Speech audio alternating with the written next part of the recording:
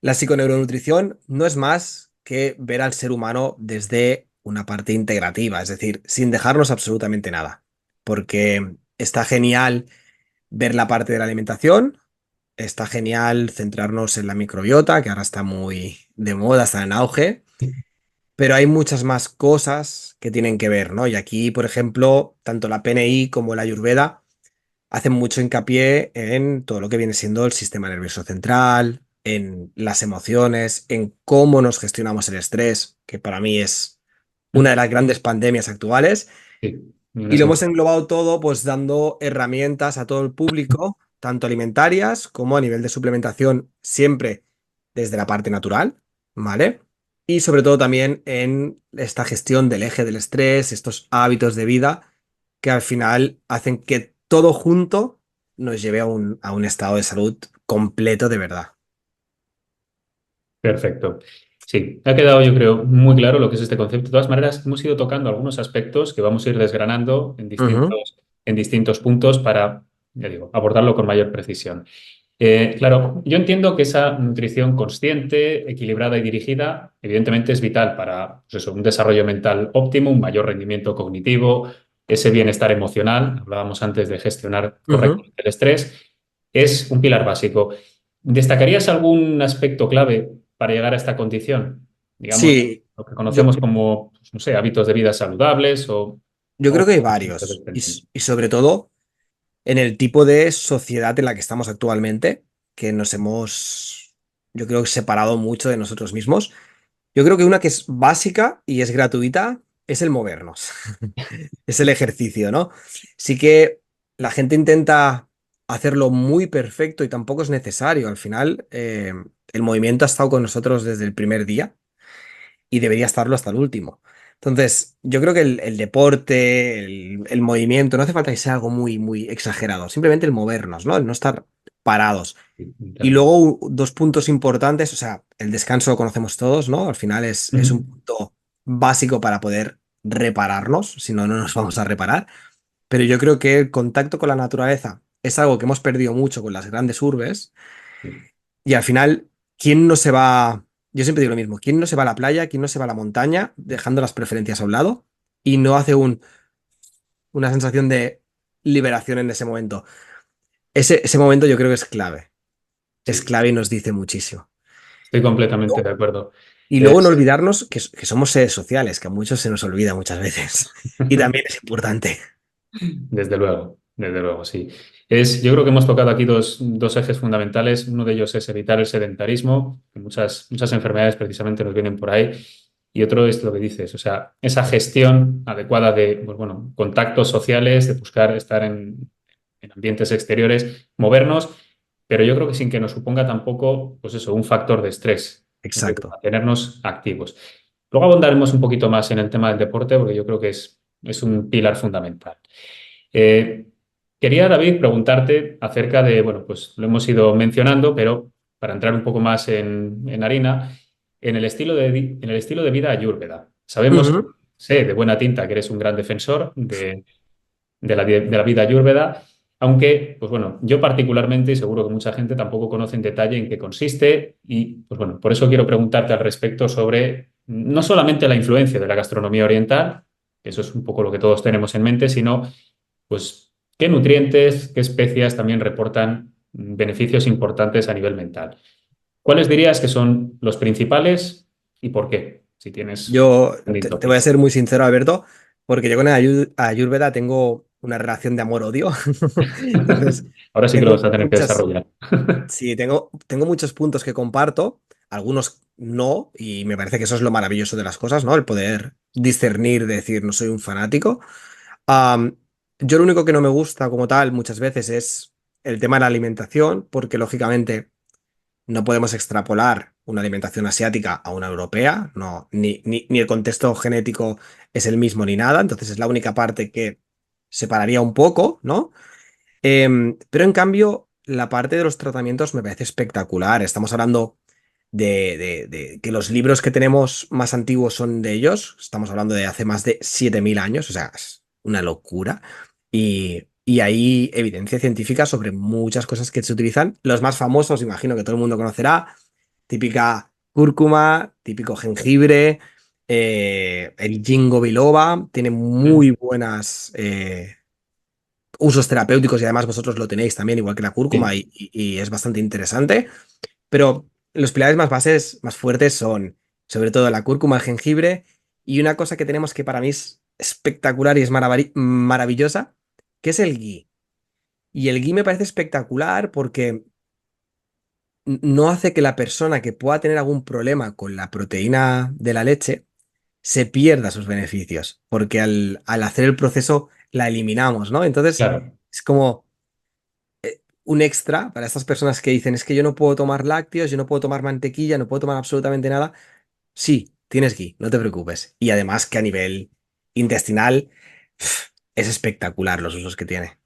Sí, desde luego. Te quería preguntar un poquito más adelante acerca de él, pero bueno, ya le hemos ido tocando y bueno, y como tú bien dices, luego podemos hablar un poco de cómo Sí, obtenerlo, de dónde sacarlo, pero tiene muchísimos beneficios, sobre todo de cara a estimular la producción de, bueno, pues ácidos grasos de cadena corta. exacto, Ahora se habla muchísimo del butirato, pero bueno, son potentes antiinflamatorios a nivel intestinal y son moléculas que están produciendo microorganismos y que están ayudando a generar una capa de mucus protectora y evitar pues, muchos problemas de endotoxemia, que es totalmente. uno de los grandes vías de entrada de muchos antígenos.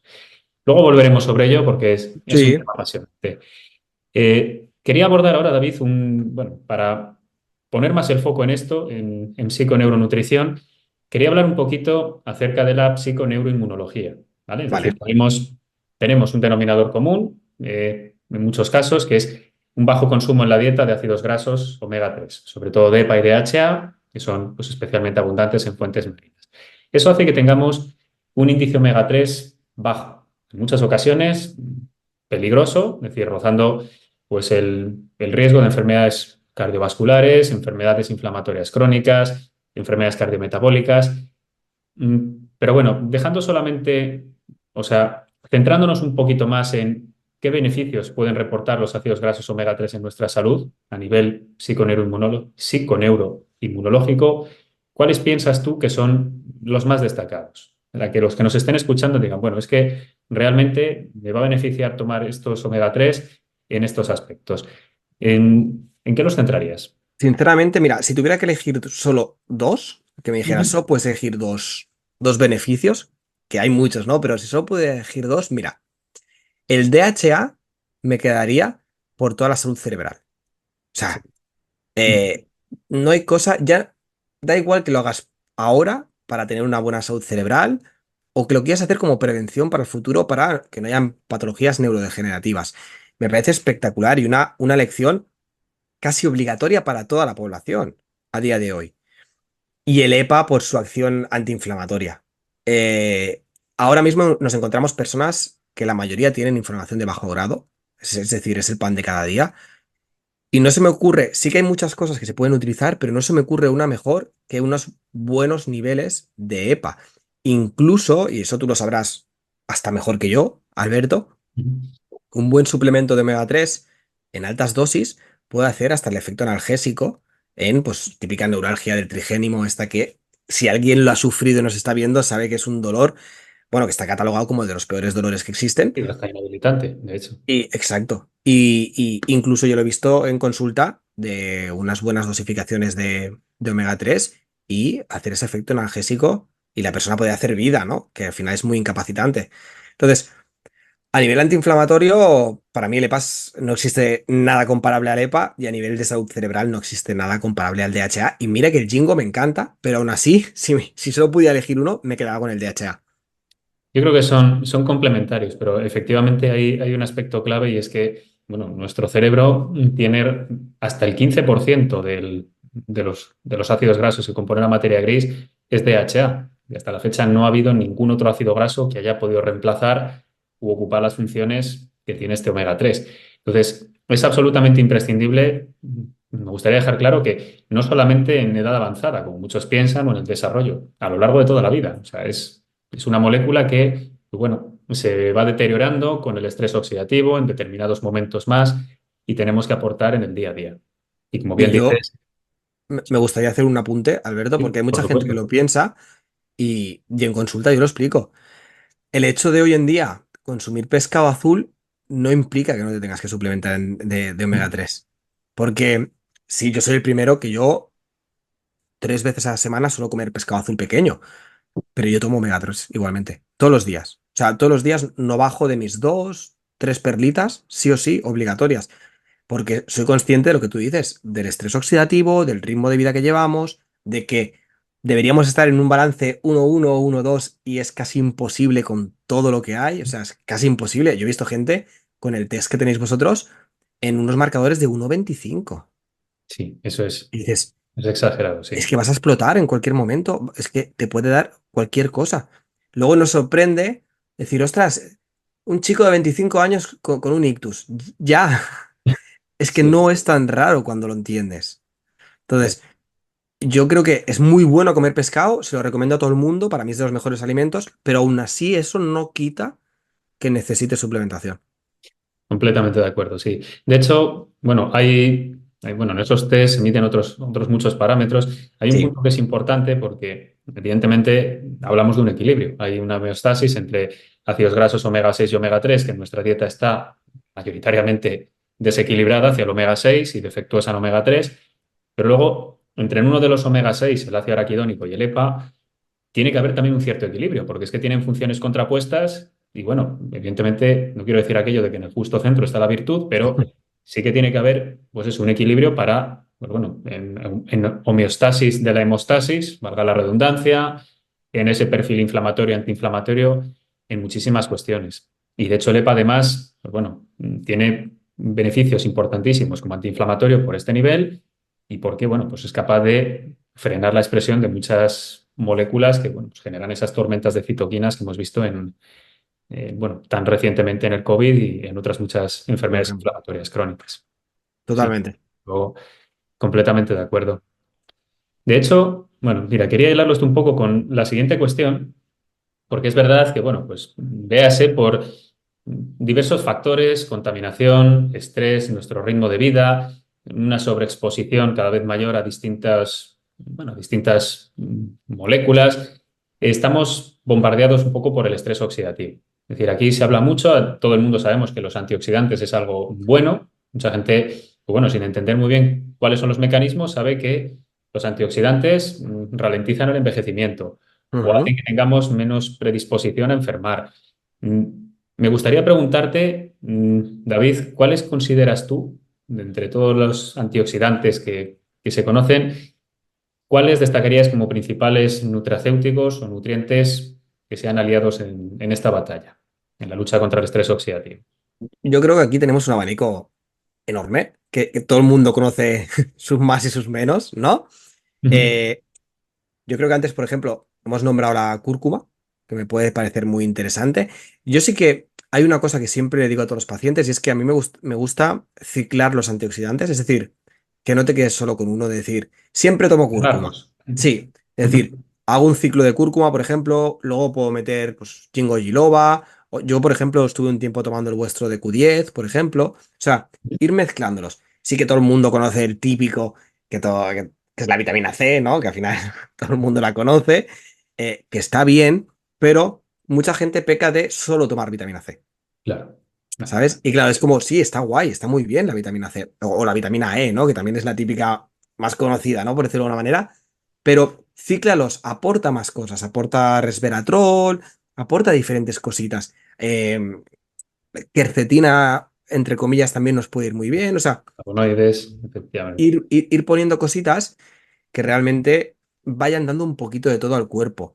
Pero ya te digo, una buena sinergia pues con esa cúrcuma, si buscas algo sobre todo a nivel cognitivo, el Ginkgo biloba es la hostia. O sea, hablando mariclaro, a mí me encanta, yo lo conocí, Sí, tiene muchísimos beneficios, yo lo mucho más conocí allá del estrés muy oxidativo. joven por mi padre, que lo tomaba, pero cada mañana. Y luego, claro, luego lo estudié, ¿no? En la parte más ayurvédica. Pero cuando lo estudié, fue como un wow, o sea, ¿en serio todo esto? Porque a veces cuesta hasta de creer Sí. todos los beneficios que tiene. El primer superviviente fue el Ginkgo biloba, que se le conoce como un fósil viviente, ¿no? Sí, sí, sí, sí. De Es haber tal cual. emergido de la explosión de la bomba nuclear de Hiroshima. Sí, Es tal cual. pero Entonces, bueno, yo creo que es ir mezclando un poco, ¿no? Pues puedes hacer un par de meses de cúrcuma, puedes hacer un par de meses de ginkgo, puedes poner la Q10, puedes poner vitamina C, vitamina E, quercetina, resveratrol. A mí el resveratrol me gusta mucho, pero ya más para temas hepáticos, más concreto. sí. Ujú. Pero al final para mí es ir ciclándolos, la verdad. Perfecto, pues te agradezco mucho ese apunte. Yo creo que además has dado, voy a añadir una cosita más, pero yo creo que es fundamental. Hablabas de la importancia de irlos ciclando y irlos rotando. Muchas veces, o sea, los mecanismos que tienen estos compuestos como antioxidantes no son únicos. La cúrcuma, por ejemplo, tiene varios compuestos polifenólicos, hay antioxidantes primarios, hay otros que son antioxidantes secundarios y lo que hacen es que, bueno, pues secuestran muchos de los metales que aceleran procesos de oxidación de ácidos grasos. Es decir, hay diferentes estrategias, no todos trabajan de la misma forma y el hecho de poderlos combinar, rotarlos, tiene ese beneficio de que al final, pues, por decirlo de alguna manera, no nos dejamos ningún cabo suelto. Ahí estamos. Esto me parece una recomendación francamente excelente. Sí. Y bueno, fíjate, antes lo hemos mencionado, está muy bien en esa parte de introducción, pero ahora sí que, bueno, vamos a intentar sumergirnos para hablar un poco de esa salud intestinal, la microbiota y esa interrelación que tiene, pues, con todo nuestro sistema fisiológico, en definitiva, incluso el eje intestino-cerebro. De Ujú, hecho, bueno, nosotros ya en este espacio hemos entrevistado, hemos hablado con profesionales y expertos en salud intestinal, la importancia que tiene pues, ese equilibrio entre distintos géneros, grupos bacterianos y no solamente de bacterias en el intestino, pues para mantener esa situación de eubiosis, ¿vale? Una microbiota equilibrada y diversa. Hoy que te tenemos aquí, David, querría profundizar un poquito más en esto y concretamente, y ya que lo hemos mencionado antes, quería preguntarte por el ghee. ¿Vale? Ya hemos hablado de los beneficios que tiene a nivel intestinal, pero me gustaría también, bueno, pues que la gente que nos esté escuchando diga, bueno, pues esto es todo un descubrimiento, ¿cómo lo puedo obtener? ¿De dónde lo puedo sacar? Y ujú. cómo hacerlo accesible a la población. ¿Qué nos Sí, puedes a todo el mundo. A ver, decir? sí que es verdad que, ya te digo, el gui para mí es un básico. O sea, si estás metido en la Ayurveda, si estudias un poquito y no te gusta el gui, empezamos mal Empezamos mal. directamente. Pero dejando esto a un lado, sí que al final el gui se obtiene de la mantequilla. Si nos ponemos en plan lo más reducido, lo más simplista, se obtiene de la mantequilla, ¿vale? Se hace un proceso que podríamos decir que al final no es más que un proceso de cocinado y luego filtrado, ¿vale? Pero que conseguimos sobre todo lo que hablábamos antes, eliminar toda la parte esta de la proteína de la leche de vaca, ¿vale? Que Ujú. realmente nos va a ayudar, por un lado, a que no tengamos caseína A1, que todos sabemos que luego te generan estos péptidos que no son muy interesantes, estas casomorfinas, que además nos van a inflamar y nos van a dar mucha sintomatología digestiva y tal. Pero aparte de esto, estas personas que puedan tener pues una intolerancia o puedan tener algún problema con la proteína, también la van a poder consumir. ¿Y qué van a obtener? Que eso es lo que todo el mundo se debe preguntar. ¿Por qué es tan bueno? Pues al final, ácidos grasos por un tubo. O sea, es decir, al final sabemos, y con varios estudios, que sí que es verdad que el butirato lo podemos conseguir de muchas maneras, pero una manera maravillosa es la mantequilla. Entonces, sí que es verdad que, como tú decías al principio, va a ayudar a estimular, o mejor dicho, alimentar estas bacterias que les encanta degradar moco, producir moco, estar ahí dándonos una salud intestinal bastante interesante. Y esto va a repercutir directamente en algo que decías tú al principio, que es en impedir que haya más endotoxemia, al Claro. final. Cuanto más o cuanta más calidad tenga tu capa mucosa, menos permeabilidad intestinal vamos a tener y por lo tanto ya nos estamos salvando de muchísimos problemas, desde enfermedades autoinmunes, típica artritis reumatoidea o el típico hipotiroidismo de Hashimoto, que está muy relacionado con esta permeabilidad, con esta inflamación de bajo grado, Cada vez pero vemos más prevalencia, sí, sí. no, no, que cada vez, Ujú. ahora creo, si no recuerdo mal, Cada vez leí un estamos más estudio hace adecuados. poco que estaban ya en 1,4 en las mujeres, es decir, una de cada cuatro mujeres tiene un Hashimoto, que es espectacular, y en hombres creo que ya iba por 1,6, 1,7, o sea, que son números Un ratio sí, sí. muy altos. Entonces, el GI en este aspecto nos va a producir todo esto y nos va a ayudar un montón. Por otro lado, va a ayudar también a que se genere un contexto, porque al final, para los que no lo sepan, ¿no? En el intestino, aparte de mil millones de cosas, también se gesta el sistema inmune. Mm. Entonces, nos va a ayudar también a que tengamos más linfocitos T reguladores, con lo cual, como digo yo siempre cuando lo explico, el sistema inmune no va a ir tanto como un pollo sin cabeza, sino que va a estar calmado, va a estar tranquilo, va a saber lo que tiene que hacer en cada momento, no vamos a tener esa sobreexpresión, las células dendríticas van a estar bien, es decir, todo va a estar en su estado óptimo y eso nos va a prevenir muchísimas cosas. Sin ir más lejos, por ejemplo, y sin entrar en patologías más complicadas como podría ser el cáncer, ¿no? Ujú. Pero sin ir más lejos, todas estas personas que vemos con procesos asmáticos, al final todas tienen como punto en común que tienen un sistema inmune con unos linfocitos T reguladores muy disminuidos. Entonces, claro, si nos está escuchando alguna persona con problemas graves de alergia, con problemas asmáticos, etcétera, el GI puede ser una muy buena idea para comenzar a mejorar ese contexto.